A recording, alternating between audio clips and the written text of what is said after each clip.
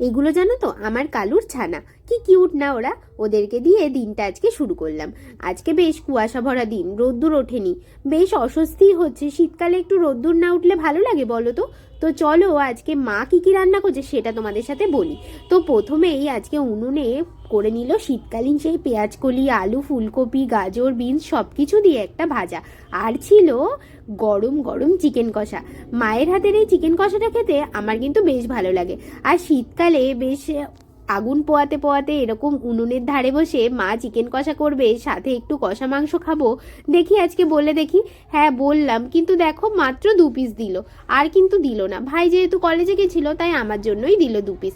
আমি এই বসে বসে বাইরে কুয়াশার মধ্যে বসে চিকেন কষাটা এনজয় করলাম। তারপরে আবার চলে আসলাম দুপুরের খাবার দাবার নিয়ে। রান্না বান্না মোটামুটি হয়ে গিয়েছে, আর কারেন্টটাও তখন অফ হয়ে গেল।